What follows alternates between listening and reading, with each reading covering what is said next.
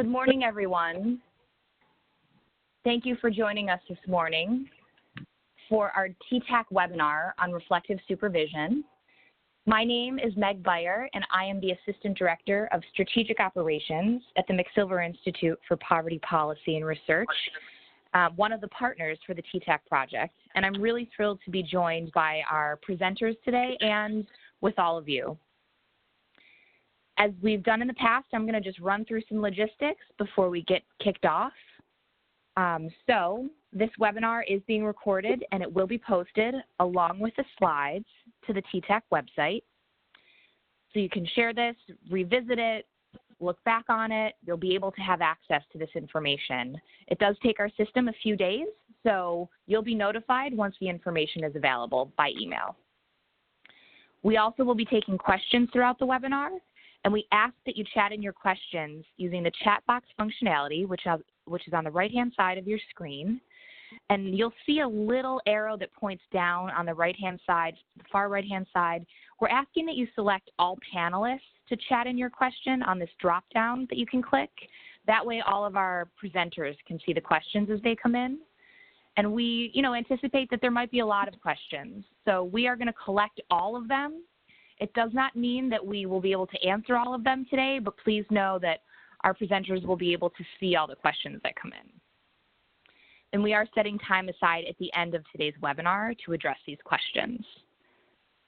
For those LMSWs and LMHCs interested in obtaining CEUs for today's webinar, you will receive further information via email following the webinar series completion.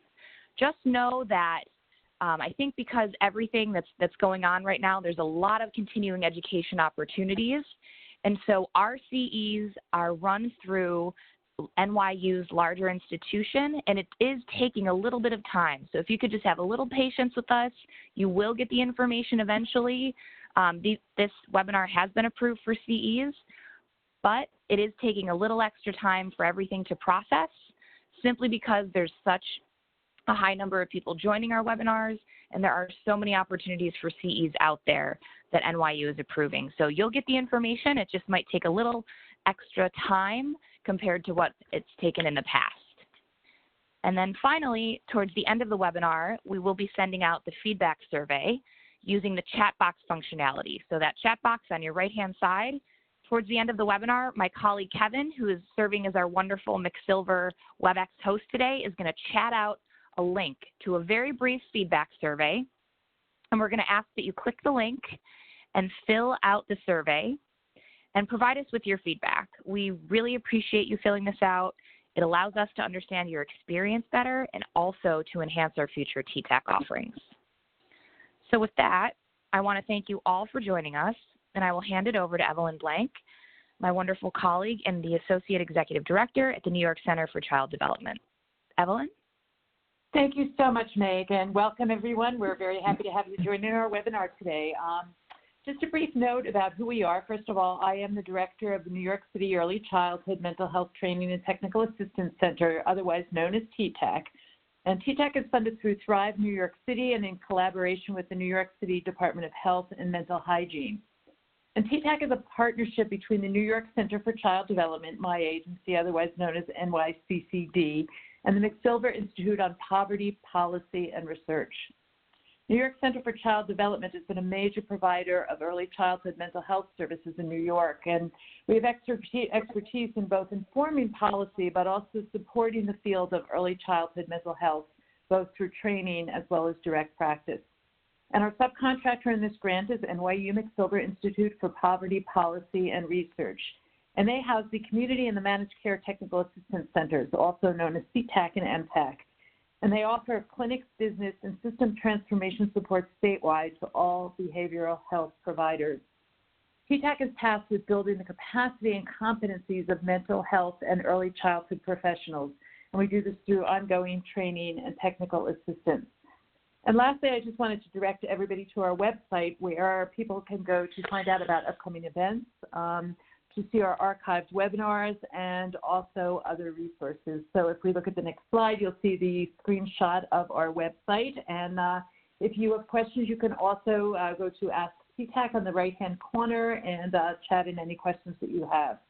So thank you for joining us, and it is now my pleasure to introduce my esteemed colleague, Dr. Gil Foley. He's a clinical co-director for the Training and Technical Assistance Center at the New York Center for Child Development, and also serves as consulting clinical psychologist, where he's been with us for over 20 years, and serves as well on the Professional Advisory Board. He's also Professor Emeritus of the Graduate Program in Infant Mental Health and Developmental Practice at Adelphi University. He is a retired tenured faculty member of Furkhoff Graduate School of Psychology, where he taught for 20 years in the Department of School Clinical Child Psychology and also coordinated the Infancy Early Childhood track. He was the director of a federally funded training and technical assistance project that prepared infant and early childhood professionals across the nation. Dr. Foley's clinical and teaching career has been devoted in large part to working with infants and young children with special needs and their families. He is the author of several books and numerous articles. His most current book is with Dr. Jane Hockman, Mental Health and Early Intervention, and he is currently co-authoring a book, Sensory Integration and Self-Regulation in Young Children, to be published in the upcoming year by National 0 to 3. He lectures and consults widely. So it is now my pleasure to turn it over to Dr. Foley. Good morning, Evelyn, and all of you in the audience. Thank you, Evelyn, for that kind introduction. It's much a pleasure to be here today, but I want to make note that this presentation was to be originally conducted by Dr. Rebecca Shamoun-Shannock. Many of you may know her personally or certainly know her work. Rebecca passed away unexpectedly and suddenly in the middle of April, and this presentation today is in her honor and in respectful memory of her work. She was very much a gifted innovator, writer, presenter, but really a pioneer in the development, training, and dissemination of reflective supervision. So I deliver this presentation with honor and humility. Rebecca said, it could be said that reflective supervision enhances vision, clarifying what is seen and even what is seeable. And it really was a reflection of that quote that I called this presentation, Reflective Supervision, a way of seeing anew. So a quote from Jerry Paul that often is used as a rationale for reflective supervision is how you are is as important as what you do. So I think that statement clearly puts the spotlight, in a sense, to our own emotional well-being, our own emotional states, and how we are does in fact impact and influence what we do and how we do it. So starting from the beginning, let's define reflective supervision. And I'm going to do this two ways. First, I'm going to read the definition that I have really compiled from multiple sources, and then we're going to deconstruct the central ideas.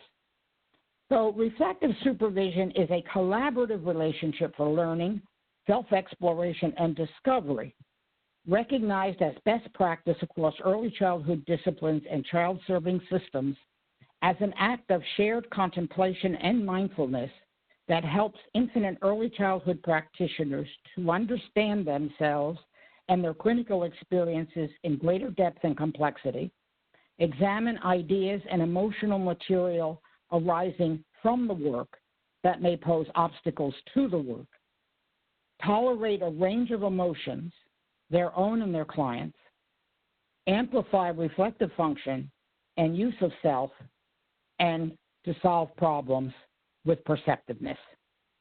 So let's deconstruct this definition a bit and examine it in a little bit more depth. So reflective supervision is a collaborative relationship for learning. I think the operative word in this first opening statement is collaborative. This reflective supervision is much less a vertical relationship.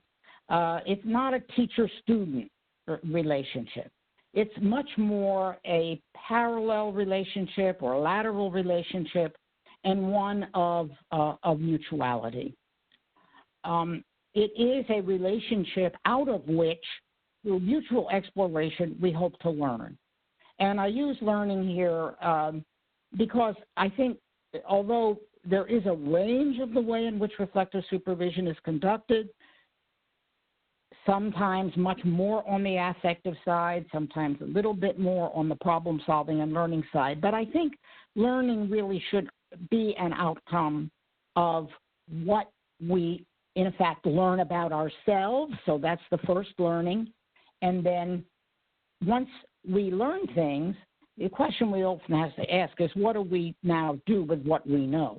And that's where the problem-solving and the learning in terms of helping us do the work more effectively enters in. So it's a collaborative relationship for learning, of course, for self-exploration. Self-examination is a key factor in reflective supervision, out of which hopefully we discover aspects of ourselves and of the work. Increasingly, reflective supervision is being recognized as a best practice across early childhood disciplines and child-serving systems. Although it has its origins in clinical supervision, and I will talk later about differentiating those two, primarily in the mental health professions, we now know reflective supervision really is applicable and useful for all of the disciplines that serve young children and their families. So it is not a unidisciplinary or even a mental health practice. It really is a practice that cuts across all of our specializations and really a way also to help us work better together. Because I think we all know that our work is so complex. And as Una Haynes used to say, no single discipline has the key. We have to come together across disciplines to attempt to forge a master key. It is an act of shared contemplation and mindfulness. Certainly the notion of contemplation, of stepping back and inward is a concept that really cuts across almost all cultures and almost all religious traditions. I'll never forget a little encounter I had one time. I was at a museum and someone introduced me to, happened to be a Greek Orthodox priest, and somehow the desert came up. And he made the comment, we all have to go to the desert. And I think in a way, removing ourselves from the present and certainly today, all the complexity that we're encountering, taking ourselves to a place to reflect and contemplate is a very important part of ourselves as individuals, but also of our work. And it is an act of shared mindfulness. And I will talk more about mindfulness, but it is the ability to be connected with one another and with our clients at the emotional level, and to, in a sense, impose consciousness and awareness over reflex and impulse. That, of course, helps us to understand ourselves and our clinical experiences in greater depth and complexity. I think that self-understanding, of course, is a very important part, again, of all of our traditions. And as we know ourselves better, we're more refined in using ourselves as a therapeutic and helping tool. And it is an effort to gain greater depth and understand our work in its complexity. I think that, the age of reductionism in a way is past, where we try to kind of boil down everything to one factor or two factors. I think we really know how complex human behavior is, and that almost every sort of clinical situation we encounter is multi-causal and is multifactorial. And we really need to try to understand and embrace as many of those factors as possible to give us the depth and to help us forge that master key, if you will. Reflective supervision is a collaboration to examine ideas and certainly emotional material, and particularly emotional material that arises from the work. And we know our work is emotionally charged. And that emotional charge sometimes can pose obstacles to the work. And so in reflective supervision, we attempt to see if we can work through those emotional blocks or those emotional encounters and experiences that might pose those obstacles. It helps us to tolerate a range of emotions, our own emotions, and also to tolerate our clients' emotions. Our work is bathed in the affective experience. And we know that big and strong emotions are often a part of the work. And we have to be able to tolerate that level of affective intensity, probably more in the mental health professions, because part of our contribution to the whole is that emotional life. But all of us, regardless of our discipline, are going to share in the emotional coloring that is an inherent part of our work. And so I think it behooves us across disciplines to become more attuned to the affective dimension of our work, whether it's at the forefront or not. It's there. And this is one of the reasons we talk about often mental health informed practitioners regardless of your discipline. No, you don't have to be a mental health practitioner, but knowing some dimensions of the affective experience is an important platform to do your work, whether you're an educator, an OT, a PT, an SLP, and so on and so forth. Part of the aim of reflective supervision is to heighten and amplify reflective function. Now, I'm going to talk a little more about reflective function. It overlaps very much with mindfulness, but again, it's our capacity to feel with, to attempt to understand the experience of another in terms of their inner life, and to make sense of that experience.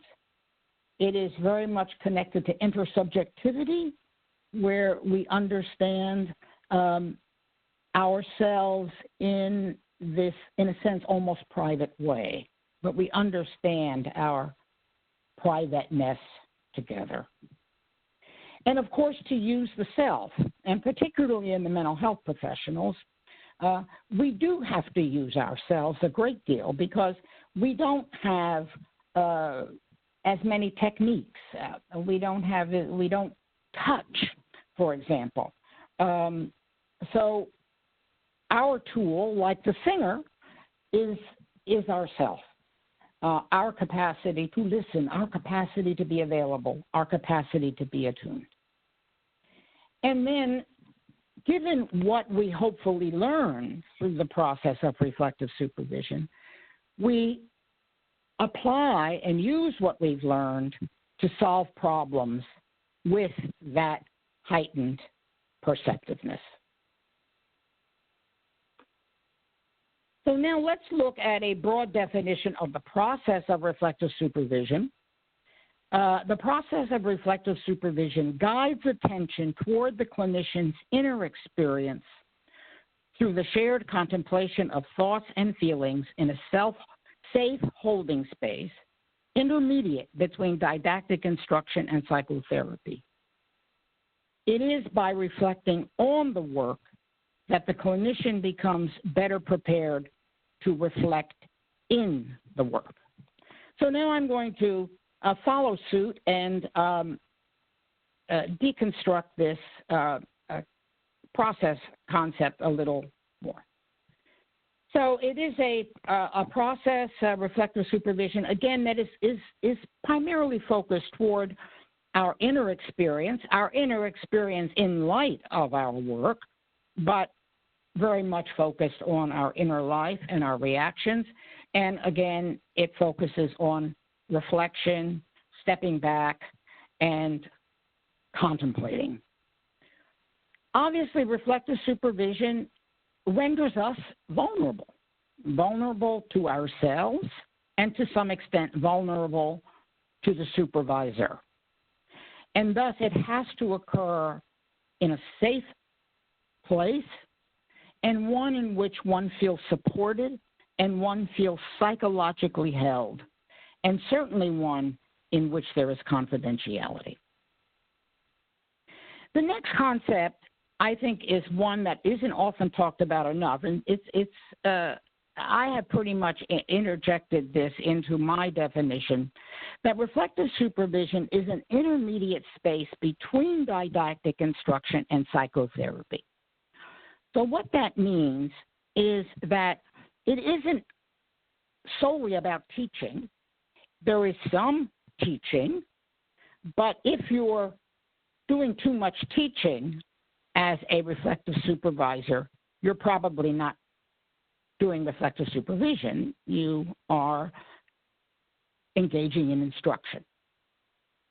And on the other side of the continuum, reflective supervision does, in fact, have some qualities very much like psychotherapy, at least traditional psychotherapies that we would call the talking methodologies, in that one engages in self-disclosure. One engages in reflection and examination. One attempts to become more attuned to one's emotional life. But it is not psychotherapy. And I think if reflective supervision moves too close to psychotherapy, it crosses a line. Now, what do I mean by that? So let me give you an example. Now, there are many, but one comes up of being in reflective supervision with an individual, in this case, not a mental health professional, a medical professional, who was working with a parent who had been the object of domestic violence.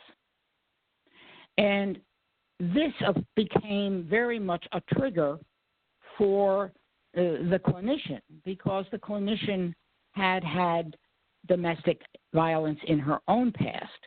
And, of course, it evoked a great deal of affect. Right?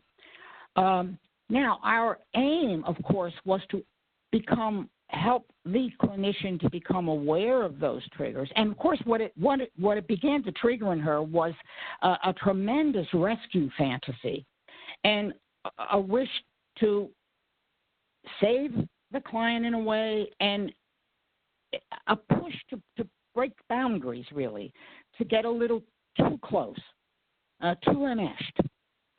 So in reflective supervision, we wanted to look at those feelings. We wanted to understand how what was happening in the treatment was amplifying and triggering some of these reactions, and then how we might help together the clinician to modify those or to regulate those impulses to become enmeshed, rescue, etc.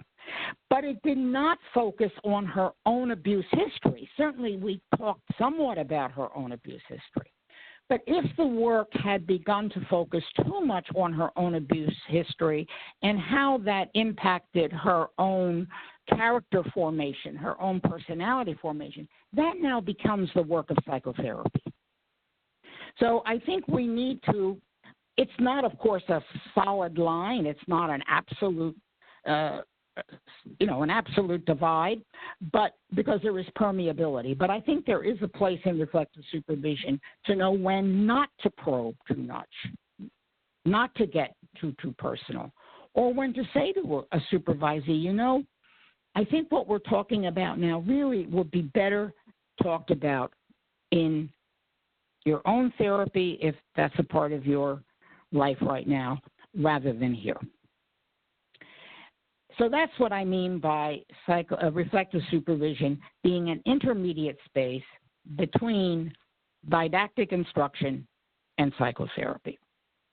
And finally, it is by reflecting on the work that hopefully it generalizes.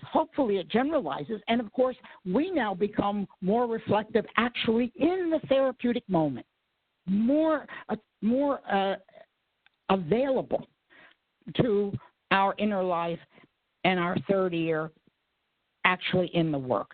So really, part of the aim of reflective supervision is to help us become reflective practitioners. So let's look at some of the differences between more traditional clinical supervision on the right and reflective supervision. So reflective supervision is cross-disciplinary. And other disciplines other than mental health disciplines, professionals can become reflective supervisors if you've had the training and the experience. So becoming a reflective supervisor is not necessarily confined simply to the mental health professionals.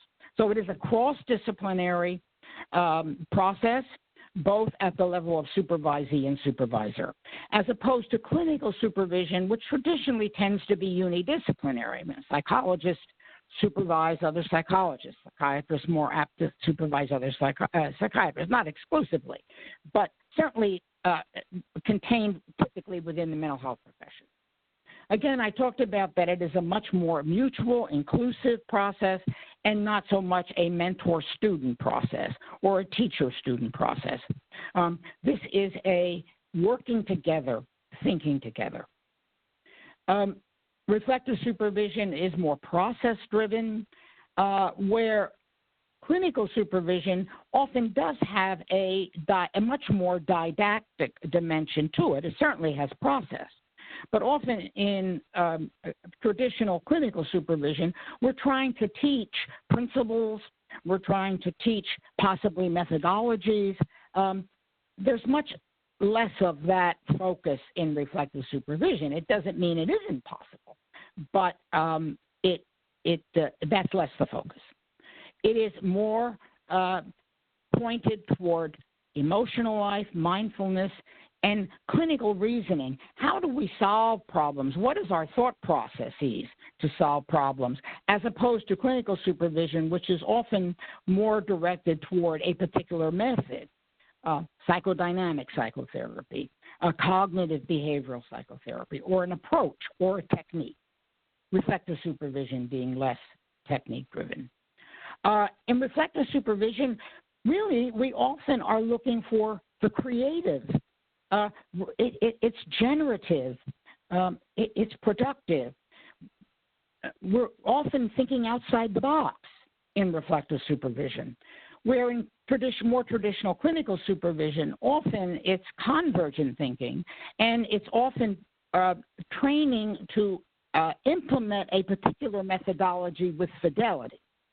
So again, much more open, much more outside of the box than traditional clinical supervision, although clearly reflective supervision has its origins and grew out of clinical supervision. So this is really some repetitions. I won't spend a lot of time on it, but I do like this idea that in reflective supervision, what we try to do is step back from the work to give us perspective, to give us objectivity, to clarify the kind of ambiguity or opaqueness that sometimes comes from being too close.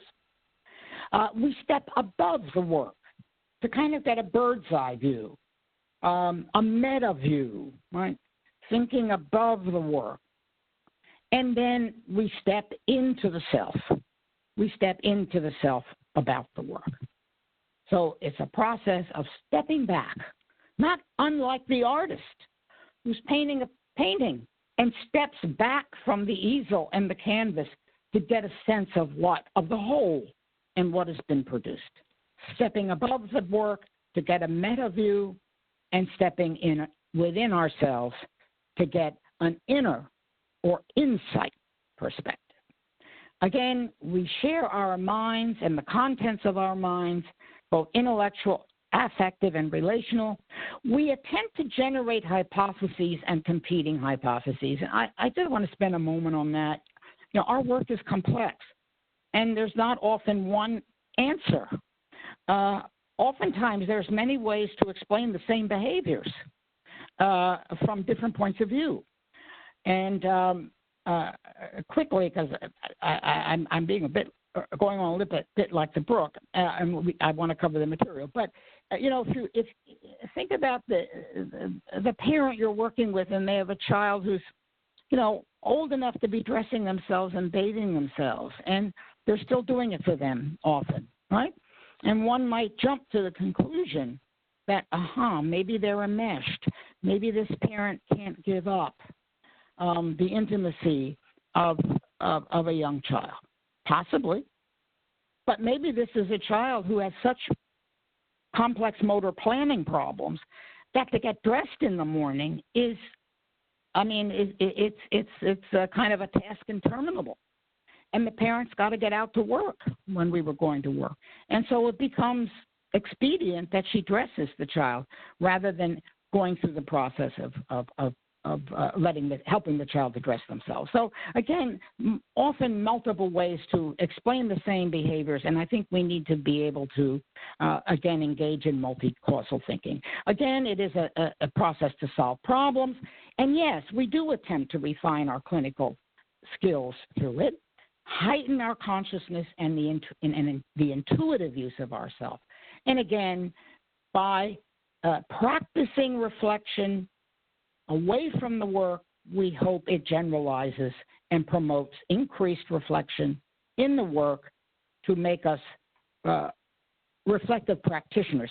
And you know, this reflective practitioner idea, I think of the work of Schoen, and this was in the 80s, wrote a wonderful book called The Reflective Practitioner.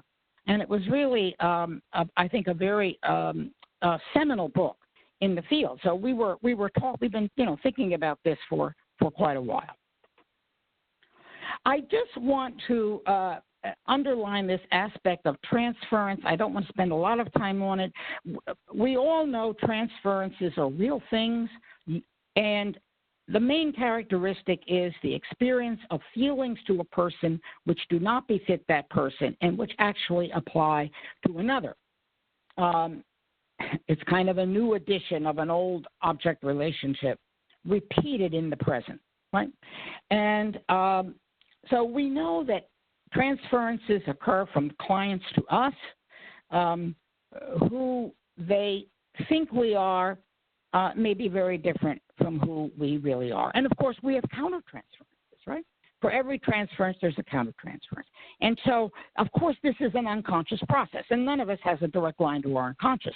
But through increased awareness and through looking at ourselves, we can be more attuned to what transferential reactions may or may not be in the work. I will never forget this particular, very interesting. I had gone to see a new client, a young child on the spectrum, a lovely mother, and she only had known me by name, but she knew my name was Gil. It was short for Gilbert. And it came out after one or two sessions. She said to me, she was Israeli, and she said, Gil is a common Israeli name, but I sort of thought about that you'd be somebody different. She thought I'd be a young, gallant soldier, Israeli soldier, and in fact, I wound up being an old man. So there was a bit of a transference there and a little bit of a disappointment to work through. So transferences happen all the time. And I just want to say, Edwin Glover, a well-known British analyst, devoted a lot of his life to transference, used to say, transferences are ubiquitous. They're ubiquitous. Have you ever had the experience of meeting someone and instantly liking them or instantly disliking them? Transference. You have absolutely no rational reason or experience to like or dislike that person. There's probably some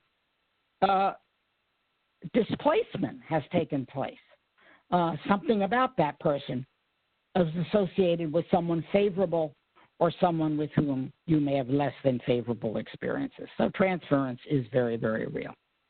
Again, in the process of reflective supervision, being fully present, emotionally available, mindful. Again, listening with that third ear, that ear that is tuned to the inner life, to feelings, beliefs, values, biases, and meanings. The reflective supervisor invites dialogue, promotes shared understanding, promotes the discovery of feeling, and also moves the dialogue forward. Now, reflective supervision can occur both individually or in groups.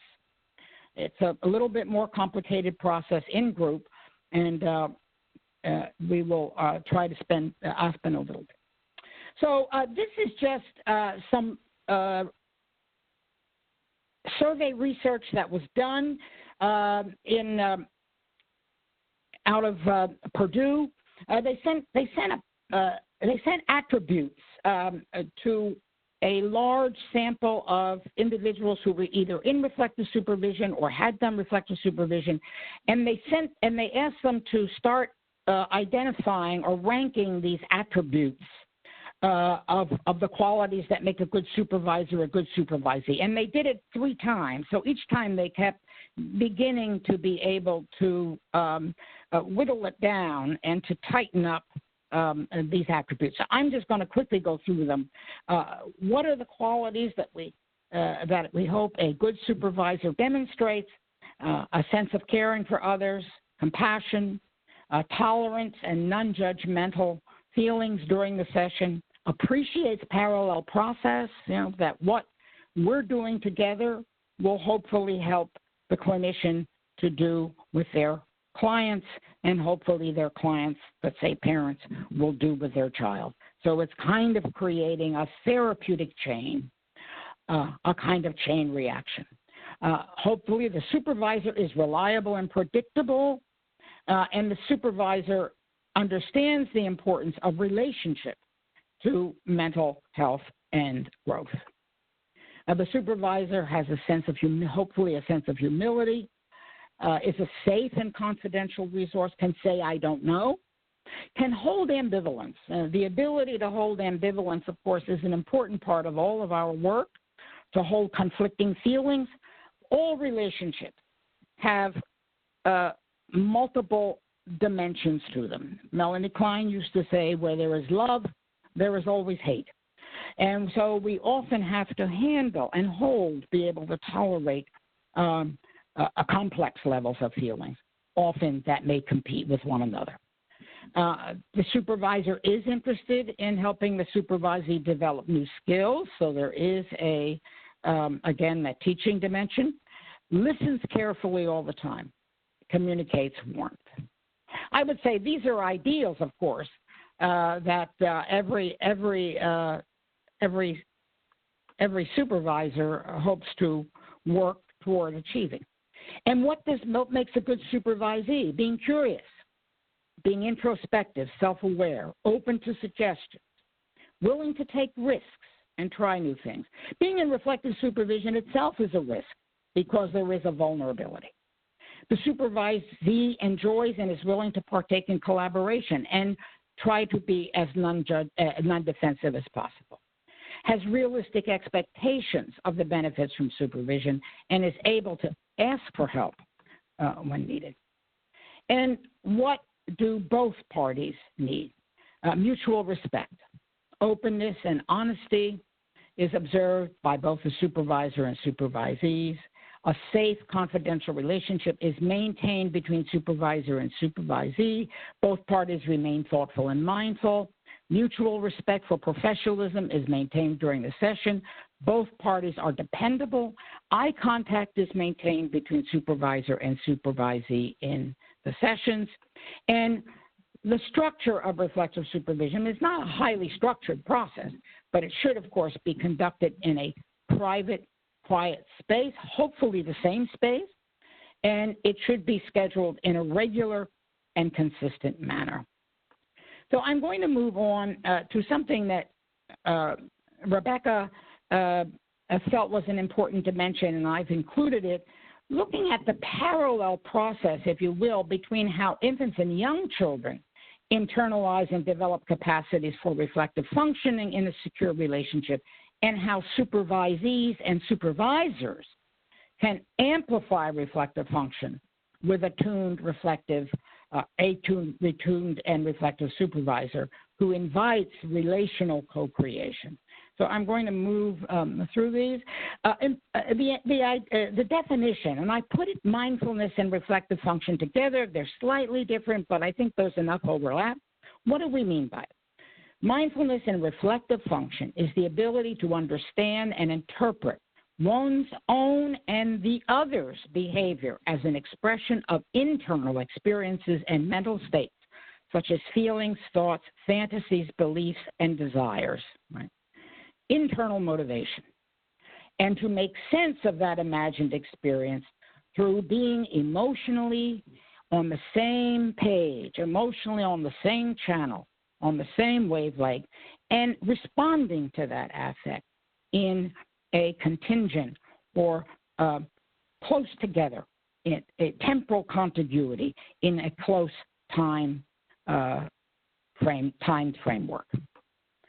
So how do we develop reflective function? Well, it is thought that reflective function is innate to all of us, that it is probably part of some evolutionary process that is what helped us over the course of evolution to form tribes or groups, which of course promoted our survival. But the capacity to use that innate function is thought to be a developmental achievement. And it is thought on what does that developmental achievement depend? Something that we're all very much deeply committed to, the quality of caregiving that every child receives. And it is not surprising to you that the qualities of caregiving that promote reflective function are the very ones that promote secure attachment, right? Caregiving that is sensitive. The parent can read the signals of the child. They can respond to those signals, and they're available in a reliable and attuned manner. So again, having parents with the capacity of reflective function increases the likelihood that their children will have reflective function, right? Again, I don't want to spend a lot of time on these. Again, being attuned, mirroring, being able to give back to the child that we understand what their affective state is, being regulated, having a capacity to hold within and to form representations in our mental life, to be able to differentiate self and other, we're not enmeshed, the ability to observe ourselves, an important part of reflective function and also what occurs in reflective supervision. Self-observation is critical. And remember, self-observation is critical to self-regulation, right? We have to be able to observe ourselves, to monitor ourselves, to regulate ourselves. And remember, that function in normal development starts to occur around 18 months. You maybe remember the famous Rouge experiment,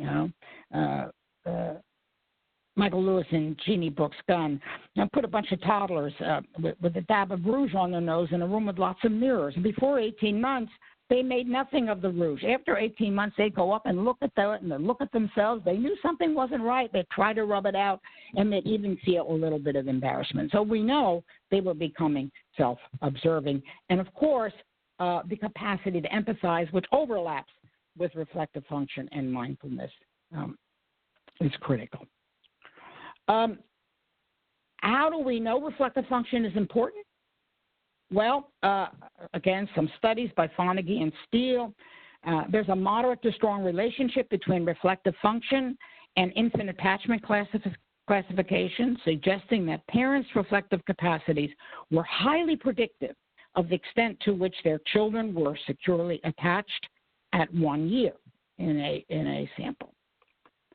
A study by Arietta Slade, some of you may know her wonderful work, Holding the Baby in Mind, that maternal reflective function was significantly related to the quality of infant attachment with an effect size of 0.81, pretty large, and thus the level of reflective function during pregnancy significantly discriminated between mothers of securely attached and anxiously attached infants at 10 months. And that reflective function in the face of adversity may serve as a buffer in relationship to child development. I think this idea that the best antidote, the best buffer to toxic stress, of course, is having a sensitive, responsive, and reliable caregiver. So in a sense, reflective supervision then mirrors these same qualities, you see. And these same qualities then hopefully help us to amplify our own reflective function, to use it effectively and therapeutically in our work. So I'm going to conclude with sharing with you a qualitative third-party evaluation of the impact of reflective supervision with two teams of New York City Nurse Family Partnership who were in reflective supervision for 2 years. And I must say I had the fortunate opportunity to be the reflective supervisor. And I have to say I learned far more from those just extraordinary nurses than they learned from me. There isn't a lot of formal research on reflective supervision. There is more occurring. There is an instrument out now called the RIOS, which is being validated as a tool that we can begin to use to measure reflective supervision in a valid and reliable way. Christopher Watson, University of Minnesota, is the co-creator with his partner, whose name, I'm sorry, slips my mind. So we should be keeping our eyes on that instrument because I think it's one that will really promote, much more research. But of course, the nurses, of course, need self-care. We all need self-care, particularly now. And so reflective supervision was thought to be a part of that self-care process. The nurses, of course, were repeatedly faced with extreme stressors in the course of their daily lives. And I will never forget one session where a nurse had been literally caught in crossfire on the street and had to throw herself into a stairwell, an outdoor stairwell to a basement in order to protect herself. And believe me, that evoked a lot of material for reflective supervision. And I think we all know that our work is very stressful. Again, professional expertise allowed the nurses to view the situation from both a clinical and psychosocial perspective, and it allowed them to analyze cases from both a subjective and an objective point of view. These were some of the nurses' perceptions of how reflective supervision, the subjective, the sample size was about 15 nurses, so small sample size. It decreases the potential for burnout, allowed opportunities for the nurses to express themselves freely in a safe, non-judgmental environment. Reflective supervision allowed the nurses to develop greater self-awareness and the impact it had on the therapeutic relationship, and provided the nurses opportunity to practice their motivational interviewing skills and become more adept to the guiding style, which allows the client to voice and explore their own feelings for the benefit of behavioral change. And so really what they're talking here, it gave them a handle on parallel process. So the third-party evaluator wanted to see that the reflective supervision met fidelity. The fidelity assessments were conducted annually, and the ratings and qualitative notes of nurse-family partnership fidelity assessments indicated on the observed sessions that there was discussion of social emotional concerns, children and mothers' constructive feedback regarding the nurse's actions, offering a range of intervention options for mothers and children, and using a supportive, affective, respectful, and encouraging style in interactions with the nurses.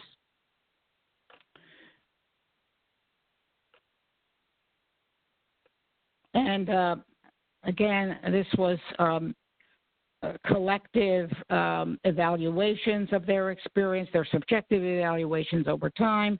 I won't go through all of them, but I think you can see they felt that it was a beneficial process. And again, as part of the fidelity, there was clear observation that the sessions had changed over the course of the 2 years. So the first sessions, this was done consciously on my part. Were more similar to a lecture in that I gave the presentation and the next nurses were invited to ask questions and share relevant experiences. And in the most recent sessions, we're more focused on peer-to-peer learning with support from the facilitators.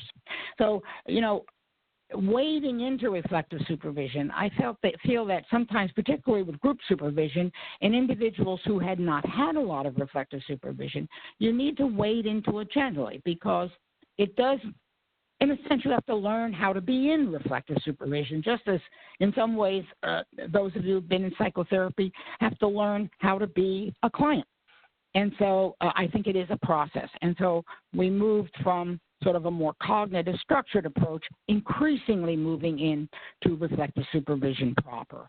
So over time, the nurses seemed to be more confident in sharing their stories, their feelings, their self-reflections, offering each other suggestions for strategies, and the facilitator let them guide the sessions while giving occasional feedback and asking open-ended questions to help them generate ideas and feelings. And this, to me, for me, as a reflective supervisor with these wonderful nurses, that to me was the proof in the pudding.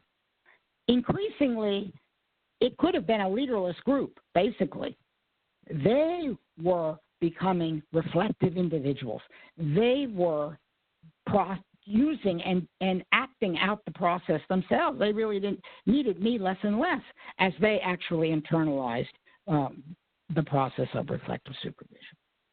And then there was a vignette that was used over time to assess their change. The vignettes were done, same vignette over time, to see how their responses to the clinic. It was a clinical case, a short clinical case about to address a social emotional scenario in which a mother does not respond much to her 9-month-old infant who is fussy, crying, and much of the time.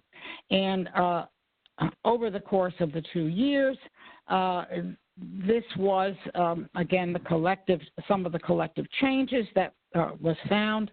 There was an increased use of screening tools and thinking about using screening, 90%, an increased use of mental health professionals and referrals, improved knowledge of follow-up services, 100%, and improved knowledge of child development, 90%.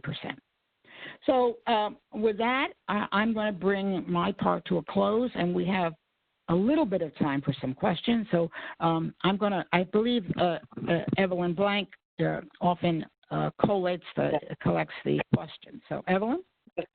Thank you so much, Dr. Foley. This was a really, really informative and rich presentation. Before we go to questions, I would like to encourage everybody to please fill out the evaluation, which is in the chat box. We very much want your feedback and take it very seriously in terms of planning upcoming trainings. So with that, I'm going to turn over to some questions. The first one is, how do you address it when you're prompted by prompting a supervisee to go to their own individual therapy, but they're continually resistant? Well, it's a very good question. Again, I don't think that being in therapy is a prerequisite to being in reflective supervision. But certainly, I think, I think that what we can do is be supportive. And I think one of the things is often what becomes self-evident is that the client themselves is starting to do some of the work of psychotherapy. And very often you can point out that you seem to have a deep interest, and maybe you need to explore some of these ideas in a more deeply personal way. And maybe it would be useful if you had your own person to talk to. So I think we give that kind of feedback. I think we give it gently. And, change occurs slowly, like water dropping on a stone. But even a single drop of water repetitively over time will make an engraving, if you will, on the stone. So I think it's gentle support and encouragement. And often they're doing the work already, you see. That's what needs to be pointed out. They're doing that sort of work already in reflective supervision, and they're showing a readiness and pointing out their readiness. So there's another interesting question about cultural differences, and it says, how are cultural differences accounted for in the behavioral indicators we're looking for? For example, eye contact and openness and honesty. Should discussions around expectations take place at the start of the relationship and revisited on a regular basis? Honesty and openness may be qualified differently depending on your culture. Yes, a brilliant question and a very, very important one. And I think, again, of course, that must be taken into account. And it may be that the supervisor doesn't have an in-depth understanding of all of those cultural nuances. So, again, I would go back that this is a collaborative relationship for learning. Collaborative, meaning that the supervisor is open to learn as much as the supervisee. And it's an openness to want to learn from the supervisee and learn about who they are. Again, a boundary when it becomes psychotherapy, but learn who they are, where they came from, what their beliefs are, and what expectations they have for the work. And it is, it's client-led. We respond to the supervisee. It's supervisee responsive. So I think we put ourselves as the supervisor, as a teacher, not as a teacher, as someone who is open to being taught, and to let the supervisee teach us about themselves and their experience and their work. And then I think often the cultural differences, or the different expectations, the different ways in which safety, intimacy, connectedness are expressed within a culture will become evident. And then as the supervisor, of course, we adapt ourselves. We learn from the supervisee and we adapt accordingly. But it's a very good question. Absolutely. Somebody wanted to know the name of the tool, and it's the RIOS that you refer to, RIOS. RIOS, and I'm embarrassed to tell you, I can't tell you off the top of my head what that acronym stands for. But if you go on you can find it on Google, or you can look it up. And the primary author is Christopher Watson, and he is at the University of Minnesota. Terrific, great. And I just wanted to remind everybody that the PowerPoint and the actual recording of this webinar will be posted on the TTAC website. So I think that if people want to go back and review, I know this has been a tremendous amount of material, and that it will be there in a few days and you can access it there. So next question is reflective supervision only used for supervisees who work with children, or is it used also for clinicians who focus on adults? And is it recommended for clinicians to have more experience in the field rather than somebody, say, interns or beginners? Another good question. Well, I mean, primarily it has grown up, it was developed really for in the early childhood, infancy and early childhood world. That's sort of its origins. So I think that is probably where it is being practiced the most. but I mean, I certainly think it's applicable to working with adults. And of course, we work with adults, right? And you can't, there is no such thing as a child or a baby. There's only a baby and someone. So we work with adults. And so it is applicable to the relationship, to the child, to the parent, and to the relationship. I think if you're a student, you're going to also probably be getting more traditional clinical supervision as a part of your training, which is focused around more focused on your discipline, more focused on methodology. But I think that reflective dimensions can be woven into that, and you will see there's a citation. Elaine Geller and I wrote 2 articles that were published in the American Journal of Speech and Language Pathology, broadening the ports of entry for speech-language pathologists, a relational and reflective model of clinical supervision. And we wrote one also for supervisors with the idea that, supervision, more traditional supervision for speech-language pathologists could and maybe should embrace more aspects of reflective supervision in them. So I think definitely there is a place for the reflective supervisory stance, if you will, within what might be clinical supervision for an intern or a resident and so on and so forth. Terrific. I just wanted to note that Kevin Sanchez from NYU just said that the RIO stands for Reflective Interaction Observation Scale, and I think that he put the link to where you can find it in the chat box. So in response to that thank question. you, Kevin. Yeah. You're always so right at the moment. Yes. Yes. Thank you. So another question, what do you make of the use of humor on the part of the reflective supervisor? What does it mean when the supervisor and supervisee can laugh together? Yes. I think that's a wonderful point. Humor helps us all. And, I think that we all need that. It lightens things. It lightens matters. It also helps us to look at ourselves in a way that isn't always so serious. And it puts talk about seeing anew. It often helps us to see anew. I think absolutely humor has a very important part in our work.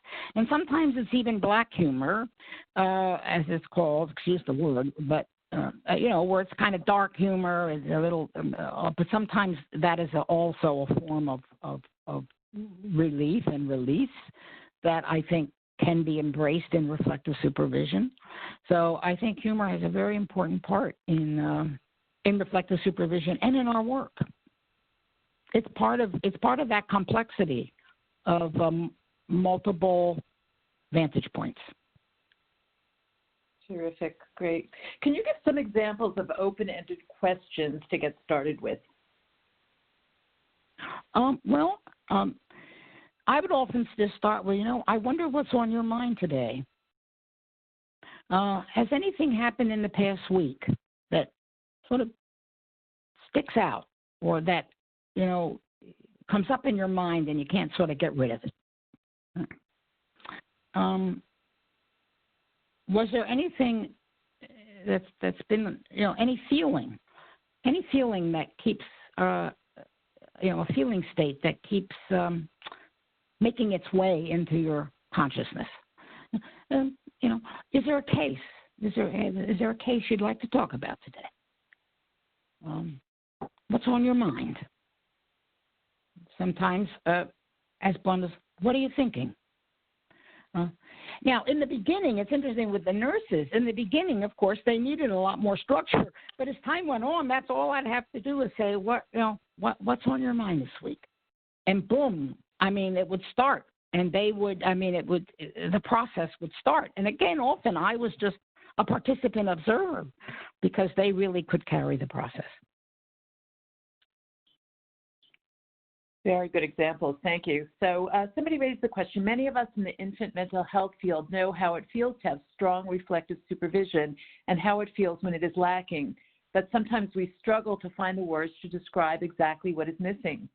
For those of us who are trying to give clear and important feedback about the ways in which our agency-provided supervision falls short, are there other measures like the RIOS or others where supervisors can actually be rated to determine whether or how they are actually providing or not providing true reflective supervision?